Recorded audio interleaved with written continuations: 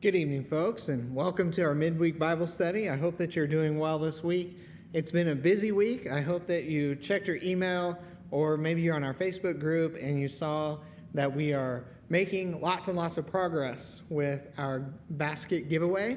So big thanks to everyone that's involved in that. We've got people that are helping in all sorts of different ways. People have bought groceries, people have made donations, people have went shopping, people are stuffing the boxes, people are making deliveries.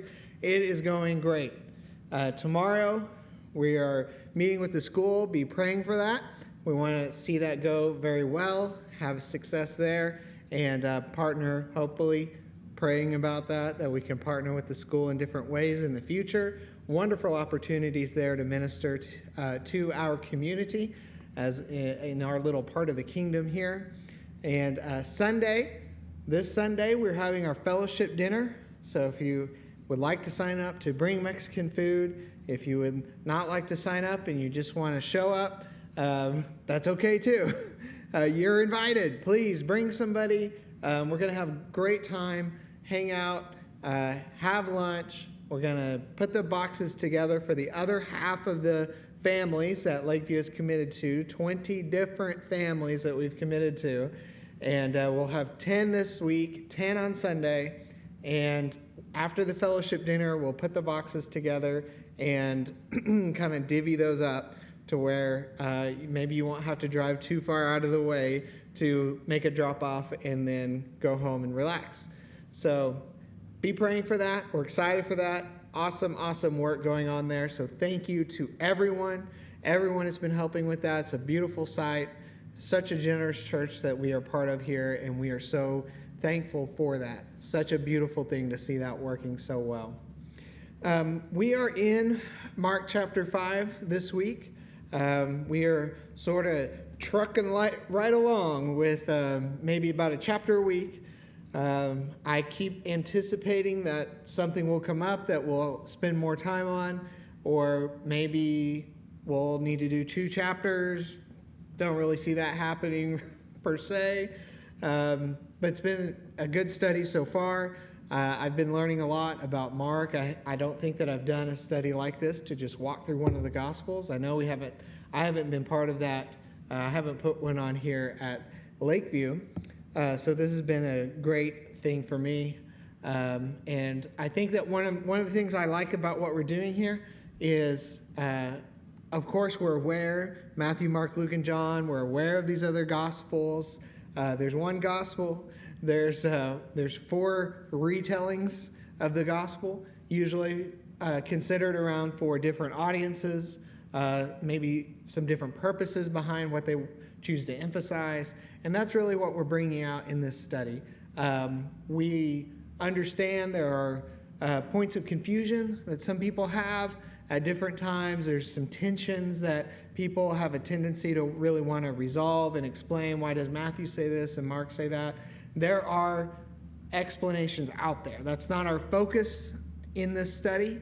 That's called the harmonization of the Gospels. And there are ways to do that. There's some interesting studies that can help resolve some of those tensions. That's not our focus. Our focus is on Mark. What did Mark want to emphasize when Mark was putting this story together, this version of the gospel, this telling, this targeted audience? Why did he choose the stories he chose? What is he trying to do as he's taking the life of Christ? And as we already read last week, there were many other things that were said that weren't written down. So what was captured? Why was that emphasized? In what way? And I think we're starting to see some of those themes come out and come together here in chapter 5. In chapter 5, one of the themes that we are seeing play out, one of the tools that we are seeing Mark use in trying to help, again, keep our attention. I think Mark is written for a Roman audience that is probably used to some shorter snippets. Already back then we're dealing with the problem of attention span, and the Hellenistic culture maybe not as super interested in during that time in the first century as some of these long form religious texts, the way you've got Matthew and Luke that are much longer than Mark. Mark is written in a way that is trying to really capture your interest and move the story forward and what's going to happen next, and he's trying to suck you into the story. There's different emphases on Matthew and Luke that we can talk about if we walk through those at a different time, but I think that's what I see Mark doing. What Mark is going to be doing in chapter 5 is he's using some stark contrasts in the stories that he tells, which are not stories, okay? These are histories. Just bear with me as I try to play with the vocabulary here. In the histories that he tells, what is he doing here? Okay, he's showing us some contrast that is sorely needed. Mark is showing us some contrast that is sorely needed. Why? Because there were divisions among the people. There were the religious elite and there were the normal people. You had the scribes and the scholars and the Pharisees and Sadducees. So within the upper echelon of the ruling class, you had those divisions also. So you have your normal people, regular people. Maybe they didn't know how to read. Maybe they had some training. Maybe not. Their experience with Jesus, their exposure to him, is through his spoken word. And then you have the religious elite that are more familiar with the scriptures. Some of them have it memorized. Some of them have whole books memorized. And they have their own beliefs and understandings, their own interpretations. And what Jesus is doing in his life, in his earthly ministry, he's announcing the kingdom, he's showing people love, he's making the way, he's preaching the gospel. What does all that mean? That is the proper interpretation of the law. The proper interpretation of the law. Jesus says that he comes to fulfill the law. And what he's meaning by that is that he is living a life that shows the proper obedience to the commands, the proper interpretations of the commands, the proper applications of the commands. And so we see that in Mark, for instance, when we talked about the Sabbath, and that Jesus said that it was good to do good on the Sabbath. And he used the illustration of an animal, which would be your lesser being. And he says, you're going to rescue this lowly animal. Wouldn't it be even better if we also ministered to a creature that was more valuable, a human being made in the image of God? And so he showed the proper interpretation, the proper application, the proper understanding, the proper obedience to the scriptures with the life that he lived. And what he's going to do in chapter 5 and what Mark is going to illustrate for us is this understanding around corruption. Okay, so we're interested, as if we were faithful Jewish people at that time, clinging to our Old Testaments, which we just called the Bible, or the Hebrew Scriptures. We understood the law a lot better back then. We understood clean and unclean a lot differently back then. And to be ritually pure was of critical importance. And it became of even greater importance when the Pharisees came along, and their interpretation was that you needed to be ritually pure all the time. And that's just not always feasible. There's things that happen in your life, there's just day-to-day things that make you ritually unclean. That doesn't mean that it's sinful to be unclean. And that morphing of that definition, that understanding, really started to take a serious division between the religious leaders and the people, such that the ministry was hindered. What Mark's going to show us in Mark chapter 5, he's going to use contrast of the high and the low, the outsiders and the insiders, the believers and the non-believers, those who understand and accept and those who reject. And he's going to show how Jesus, ministering to the lost, ministering to the outsiders, does not bring that uncleanliness onto Jesus. Instead, what happens is Jesus goes out into the world. He goes out into these outposts of the kingdom of darkness. He goes out into where there is unclean, and he purifies. That's the lessons that are in Mark chapter 5. So we're going to thumb through that and talk over some of these ideas, but those are the contrasts that we are going to see play out in these next few passages as we look at Mark chapter 5. Contrast, thinking about clean and unclean, and recognizing that the ministry that Jesus brings purification. That when Jesus goes out into the world, and Jesus is among the lowly and the outsiders and the outcasts and the poor and the unwelcome, that what about them that is unclean is not transferred to Jesus. Instead, it's his purity that's transferred to them. It's a beautiful thing. So, Mark chapter 5. And we've got some dense slides here to go along with your dense teacher. So we will read these and talk about these. Mark chapter 5, starting verse 1. They went across the lake to the region of the Gerasenes. When Jesus got out of the boat, a man with an evil spirit came from the tombs to meet him. This man lived in the tombs, and no one could bind him anymore, not even with a chain.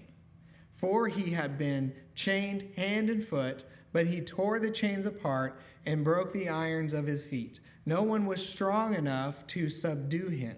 Night and day among the tombs and in the hills, he would cry out and cut himself with stones. Now, our first century ears, our understanding of clean and unclean should really perk up. We're hearing about a person who lives in the graveyard, a person who is bleeding, a person who is possessed, it says. So there's a lot to avoid about this person. In fact, he's not living in town because of the strange things that he was doing when he was living in town. And now he's living out among the dead. And where does Jesus go? Jesus goes to where the people that need him most are. Jesus goes out to the highways and to the byways. In this case, he goes out to the graveyard, and he is meeting with this person who is greatly in need of relief. So this person is bleeding, makes him unclean. Person is among the dead, makes him unclean. A person is possessed. So Jesus then, instead of avoiding this situation, confronts it head on. Verse 6. When he saw Jesus from a distance, he ran and fell on his knees in front of him. He shouted at the top of his voice, "What do you want with me, Jesus, Son of the Most High God? Swear to God that you won't torture me." Now that's a strange way to say hello, but Mark fills in the gaps for us here. And he says, "For Jesus had said to him, 'Come out of this man, you evil spirit.'" Now there's an understanding that if you have the name of who you're dealing with, you have power over them, or you at least maybe can be more persuasive when you use someone's name. And so they are doing that with Jesus, these evil spirits. They recognize who Jesus is. They know, I hesitate to say they believe. We're trying not to use believe in the sense that the demons believe. They believe Jesus is the Son of God, but they don't believe that he is Lord of their life. They don't believe in submission to him. And we're kind of struggling with that because I don't really want to call that belief, because I think oftentimes when the Bible's talking about belief, it's talking about a belief that leads to faith, that leads to a commitment, that leads to a covenant, that leads to salvation, that leads to a faithful life. And so to say the demons believe, I'm more comfortable saying that they know or they acknowledge, but they don't submit. So it does them no good. They do not benefit from this belief that they have because they don't allow Jesus into their life. In fact, we see them here resisting Jesus and resisting his will. But they know who he is, and that's important. And Mark records that for us. And he shows us that those in the spiritual realm had this insight that they knew who Jesus was. Jesus, Son of the Most High God. Jesus says to them, "Come out of this man, you evil spirit." Jesus asked him, "What is your name?" "My name is Legion," he replied, "for we are many." And he begged Jesus again and again not to send him out of the area. So Legion, a reference to the Roman guards of their their army and their divisions and subdivisions and battalions and groups and whatever else. Legion, it was a multitude. This poor man, he was not possessed by one demon, but several. Verse 11. They plead with Jesus, don't send us out of this area. They would like to possess a creature rather than just being dispossessed. So they don't want to just be removed from the man. So they say, well, what can we do? A large herd of pigs was feeding on the nearby hillside. Now, some folks have taken issue with this. Some folks that aren't really, maybe haven't looked at it as closely, perhaps. They know enough to know that pigs are unclean animals, but they question, well, why are there pigs in Israel at all? The area, if you look at the map that Mark is talking about here, there's reasonable that this is a Gentile area, that folks that were staying in this land that were not Jewish. There's also reason to believe that there were people living in the land that were of Jewish heritage that were not as faithful. Maybe they were comfortable raising pigs for someone else to eat, and maybe they didn't eat themselves, or maybe they did. Jesus is there because of sin. And there is sin in the world, and there's sin in Israel, and there are people that are faithful to the covenant, and there are people that are not faithful to the covenant. So there's a few explanations of, wait a minute, why are there even pigs in Israel at all? I think we can handle that. There's multiple ways that's perfectly rational and reasonable. Large herd of pigs was feeding on the nearby hillside, and demons begged Jesus, "Send us among the pigs, allow us to go into them." Then he gave permission, and the evil spirits came out and went into the pigs. The herd, about 2,000 in number, rushed down the steep bank into the lake and were drowned. What do we see in this passage? We see Jesus in control. I think my focus is getting a little messed up there, so sorry about that. We see Jesus in control. Now, if we remember from last week, Jesus talking about the calming of the storm, and in the calming of the storm, what did we see? Jesus in control. And why were the disciples amazed? Because even the winds and the waves obeyed him. And this is one more illustration that Mark has for us that we can see, so that we can believe, so that our faith can be strengthened, that Jesus has command and control over the wind and the waves, just as he calmed that storm. Jesus could even command this evil spirit to come out of this man. And where did they go? Into an unclean spirit, into an unclean animal, into the lake, where is typically, in Israelite understanding, the sea is the root of chaos. And so that kingdom of darkness set aside. And Jesus then, he focuses on the man. Those tending the pigs, verse 14, ran off and reported this to the town and the countryside, and the people went out to see what had happened. When they came to Jesus, they saw a man who had been possessed by the legion of demons sitting there, dressed and in his right mind. Mark is kind of teasing this out for us, as much as Mark can be in a hurry sometimes, or there's details he doesn't want to include. He includes certain details for a reason. Look at this contrast of this man. He's a totally different person now. He was running about the graveyards. He was screaming. He was hollering. They try to hold him down. They try to chain him up, and he can't be contained. He's a wild man. In fact, one translation might say that he couldn't be tamed like an animal. And now what does Mark say? Now, after encountering Jesus, what does he say? Here is the man. He's in his right mind. He is dressed, and they were afraid. Those who had seen it told the people what had happened to the demon-possessed man and about the pigs as well. And the people began to plead with Jesus to leave their region. Folks, Jesus is here to change lives. Jesus is here to make your life better. You have sin in your life, and you think that the sin that's in your life is making your life better, but it's making your life worse. It's destroying your soul, and it could even put your soul in jeopardy.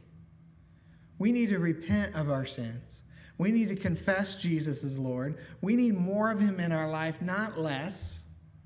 But what happens when people who are more interested in the comfortable life that they have built for themselves now, and Jesus breaks in and disrupts that? And he says, let me tell you what is true, righteous, and good. Let me tell you how to treat your fellow man. Let me tell you how to love one another. And we don't like that. And so here's Jesus. He's come into the picture. He's found one of the outsiders. He has ministered to this person. He has shown his love to them. He has blessed them. And what do the people say? Get out. We don't do that here. We don't want you here. We liked things the way they were. We liked this person as an outsider. Jesus grants their desire, and he leaves. He goes on and he keeps ministering elsewhere. Friends, I hope that you invite Jesus into your heart. I hope that when you have exposure to Jesus, when you have exposure to Christians, when you're around people that love you and care for you, when you're around people that live righteously, and when you know that there's sin in your life, that you have the courage to turn loose of that sin. That you have the courage not to tell Jesus to leave, but you allow him to stay. Jesus left. Verse 18, Jesus was getting into the boat. The man who had been demon-possessed begged him to go with him. Jesus did not let him, but said, go home to your family and tell them how much the Lord has done for you. You know, I read this and I was really surprised by that. Jesus went out to the 12 who had their life, they had their jobs. One was a tax collector, a couple were fishermen. They had their lives that they had built up, and Jesus took them away from that. We talked earlier about Jesus and his family. And Jesus saying, here's my family. My brothers and sisters and mother are here as believers. And so when Jesus encountered this other follower who begs, please take me with you, I was really surprised that Jesus said no. But you know what? That person was prepared for ministry. Jesus would not have sent this man on his mission if he didn't know that he wasn't ready. He knew he was ready. He knew he had everything that he needed. Whew. Jesus ministered to this man. Jesus freed this man from his sin. This person saw the light of the kingdom, and his love for Jesus led him back to Jesus. And Jesus says, you're ready. You're ready to go be on your own. You're ready to serve. And that may surprise us when we hear that. It may take us aback. We may think that I'm not ready, that I need to pray about it more. I need to study more. I need to be at the feet of Jesus more. I need to just never leave his presence. I can't go out into the world. I can't go out into the unknown. I can't go and speak to people about Jesus. I need to be right here until I'm ready. And once I'm ready, that's when I'll go. Sometimes Jesus challenges us and he says, you know what? You're ready. Jesus did not let him go, but he said, "Go and tell your family how much the Lord has done for you and how he has mercy on you." Now look what happens next. So the man went away and began to tell in the Decapolis, that's the 10 cities. It's not metropolis, but we can call it that if you're okay with that. He went into the Decapolis, and what did he say? Jesus said to tell everyone how much the Lord had done. And what happened? We see the connection between the Lord God of heaven, between God the Father and God the Son. We see this connection. Just as the demons had made that acknowledgement of Son of the Most High God, now what do we see? Jesus says, "Go and say what the Lord has done for you and who has done it." He goes out and he says how much Jesus had done for him. And how much were the people amazed. And because of that, Jesus was preached.